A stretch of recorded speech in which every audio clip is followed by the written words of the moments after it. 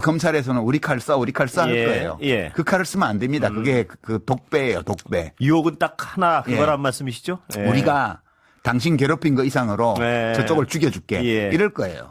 이재명 정부의 검찰은 다릅니다. 저는 이제 망언이었다고 얘기를 했고요, 이미. 지금도 망언이라고 생각하고요. 검찰개혁은 어느 정권도 다른 검찰을 만들지 못하게 하기 위해서 필요한 게 검찰개혁이에요. 만약 정성호 장관이 진짜 이 검찰을 우리 칼로 써야 되겠다 이런 생각을 하고 있지 않다면 그런 말을 할 리 없다고 생각하고요. 만약 마음속에 이 칼을 잘 벼려가지고 정적들을 숙청하는데 우리가 써야지 이렇게 생각하는 순간 그것은 민심에 대한 배신이고요. 예. 역사에 대한 배신이라고 저는 생각하고 저는 현재 이재명 대통령과 관련해 가장 걱정되는 점이 언제부터인가 일종의 기만의 냄새가 난다는 것입니다. 조금 더 정확히 말씀드리면 이재명 대통령 스스로가 혹시 무오류의 함정에 빠져 있는 것은 아닌지 그 점이 심각하게 우려됩니다. 이 말은 이재명 정부를 흔들자는 말이 아닙니다. 오히려 반대입니다. 우리가 직접 만들고 지켜온 정부이기 때문에 반드시 성공해야 하기 때문에 지금 당원들과 지지자들 사이에 번지고 있는 이 거대한 불안과 의심을 말하지 않을 수 없다는 겁니다. 지금 이재명 대통령의 지지율이 폭락하고 있습니다. 민주당 핵심 지지층의 마음이 갑자기 돌아선 게 아닙니다. 지난 1년 동안 도무지 이해되지 않는 장면들을 보면서도 참고 또 참아왔던 지지자들이 이제는 묻기 시작한 겁니다. 왜 검찰개혁은 계속 미뤄지는가? 왜 검찰개혁에 가장 적극적이었던 정청래 대표를 몰아내려는 기류가 흐르는가? 그리고 왜 대통령 주변에는 이 문제를 제대로 지적하는 참모가 보이지 않는가?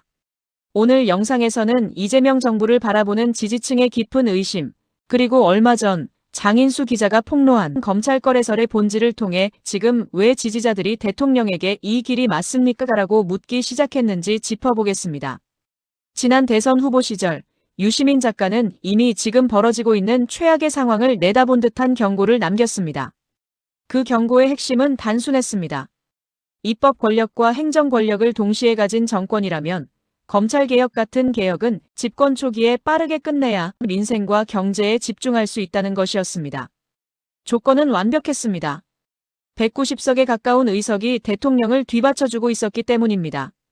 유 작가는 딱 한 가지만 조심하면 된다고 했습니다. 검찰의 칼을 쓰겠다는 유혹, 검찰과 거래하겠다는 유혹만 이겨내면 된다는 것이었습니다. 그러나 지금 그 경고는 너무나 아픈 현실이 되었습니다.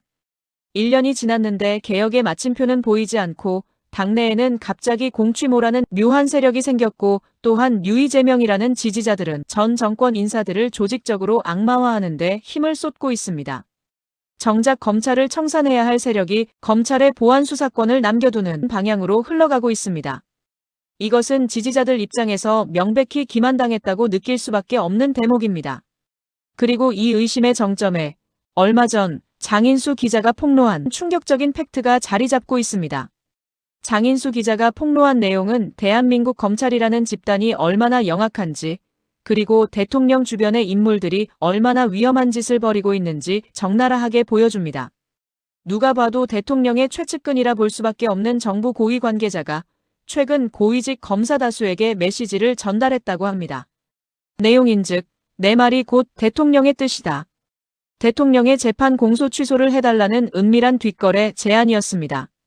이 폭로를 접한 지지자들의 가슴은 무너져 내렸습니다. 결국 내 재판 하나 끝내려고 그토록 염원하던 검찰개혁을 계획적으로 미루고 검사들과 딜을 하고 있었던 것인가라는 합리적인 의심과 배신감이 들 수밖에 없기 때문입니다. 실제로 이 제안을 받은 검찰은 속으로 쾌재를 불렀다고 합니다.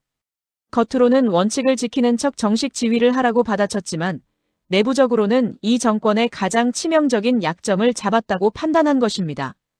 검찰은 이미 이재명 대통령의 임기 말이나 퇴임 후를 겨냥해 직권남용이라는 시나리오를 꼼꼼하게 완성해 두고 있습니다.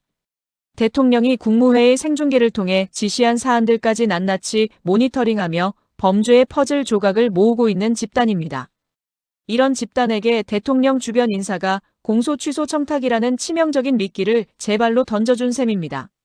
지금 일부 갈라치기 세력들은 이재명 대통령을 향한 지지층의 비판과 의심을 두고 이것이 마치 과거 노무현 대통령 때 지지층이 분열했던 것과 똑같은 일인 것처럼 선동하고 있습니다. 하지만 이는 역사를 전혀 모르는 저열한 왜곡입니다. 과거 노무현 대통령 때는 개혁을 하고 싶어도 국회의석이 부족했고 사방이 적으로 둘러싸여 힘이 없어서 못했던 조건의 결핍이었습니다. 하지만 지금은 정반대입니다.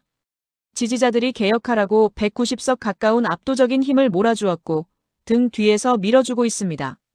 모든 조건이 갖춰져 있는데도 결단하지 않고 오히려 검찰과 공소 취소 거래설이 흘러나오며 개혁을 후퇴시키고 있다면 이것은 못하는 것이 아니라 안 하는 것으로 볼 수밖에 없습니다. 지지자들은 대통령을 맹목적으로 믿고 따르는 신도가 아닙니다. 대통령이 약속했던 그 일, 검찰개혁과 기득권 청산을 제대로 하라고 요구하는 주권자입니다. 지적하면 정치적으로 죽을 수 있다는 공포 때문에 참모들이 입을 닫고 권력이 모호류의 함정에 빠져 지지층의 경고조차 공격으로 오해하는 순간 그 정권의 종말은 비극적일 수밖에 없습니다. 민주당 지지층이 대통령을 의심하기 시작하고 지지율이 폭락하는 이 엄중한 현실을 청와대와 대통령은 직시해야 합니다. 정말 내 재판의 공소 취소를 위해 검찰과 손을 잡으려는 것입니까? 정말 주변에 간신배들만 남아서 대통령님은 무조건 옳습니다라는 달콤한 말만 듣고 계신 것입니까? 권력의 가장 위험한 순간은 반대편이 강할 때가 아닙니다. 내 편 안에서 쓴소리가 사라지고 지지자들의 신뢰를 잃을 때입니다.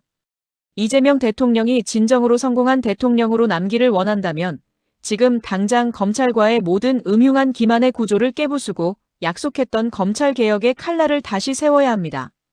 그것만이 폭락하는 지지율을 멈추고 다시 지지자들의 믿음을 회복하는 유일한 길입니다. 시청자 여러분은 지금의 이 위기를 어떻게 바라보고 계십니까? 여러분의 생각을 댓글로 남겨주십시오.